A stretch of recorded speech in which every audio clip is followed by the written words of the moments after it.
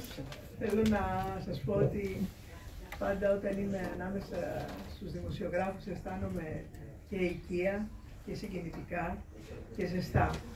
Ειδικά με τους δημοσιογράφους που έχουν δουλέψει ή δουλεύουν ακόμη στον επαρχιακό τύπο.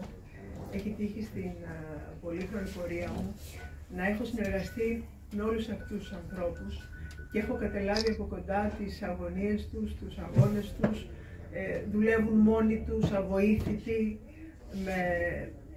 προσπαθούν να τα βγάλουν πέρα σε ένα πολύ δύσκολο κλάδο. Δεν έχουν βοήθεια από πουθενά, το έχω ζήσει αυτό, το ξέρω, το έχω δει και γι' αυτό θεωρώ ότι πρόκειται για ήρωες στην ουσία, ήρωες της ενημέρωσης. Εγώ τους αγαπώ, συμπαρίσταμαι στον αγώνα τους, είμαι πάντα κοντά τους και χαίρομαι κάθε φορά που συνεργάζομαι μαζί τους. Γνωρίζουμε όλοι πολύ καλά πως ο επαρχιακός τύπος που έχει παράδοση, έχει κοινωνική αποστολή, έχει ρίζες που ενημερώνει και υποστηρίζει τις τοπικές κοινωνίες, βρίσκεται πια σε οριακή κατάσταση και αντιμετωπίζει δυσκολίες και εμπόδια στην επιβίωσή του. Το ΚΚΕ είναι από την αρχή κοντά του, δίπλα στους αγώνες τους, δίπλα στους εργαζόμενους στον επαρχιακό τύπο, στηρίζοντας τα δίκαια αιτήματά τους. Ποτέ καμία κυβέρνηση δεν στήριξε αυτόν τον κλάδο, αν και η προσφορά αυτού του συγκεκριμένου κλάδου αποτελεί σημαντικό παράγοντα ανάπτυξης και θωράκισης της ενημέρωσης, αλλά και ουσιαστικό μοχλό στην προσπάθεια για την ανάπτυξη κάθε περιοχής. Ο επαρχιακός τύπος είναι αναγκαίος και απαραίτητος γιατί αναδεικνύει τα προβλήματα κάθε τόπου, που καλύπτει πολύ καλύτερα αυτά που συμβαίνουν σε κάθε τόπο, πράγματα που δεν μπορεί να καλύψει ο πανελλήνιας κυκλοφορίας τύπος, γιατί δεν έχει ούτε πολλές φορές δεν έχει καν τη διάθεση εκτός από τη δυνατότητα.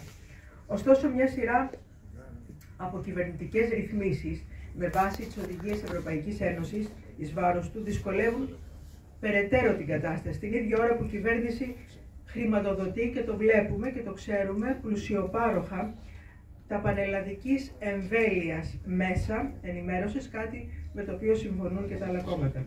Οι ρυθμίσεις αυτές έχουν σαφή στόχο την πρόθεση ριζικών μεταβολών στον χώρο του τύπου και των ΜΜΕ με κριτήρια τους επιχειρηματικούς και πολιτικούς ανταγωνισμούς υπέρ των μεγάλων συγκροτημάτων για συγκέντρωση της αγοράς του τύπου σε λιγότερα χέρια, με τις συνέπειες να βαραίνουν τους εργαζόμενους και τις μικρομεσαίες εκδοτικές επιχειρήσεις και να αποβαίνουν αντικειμενικά σε βάρος της ενημέρωσης σε περιφερειακό και τοπικό επίπεδο.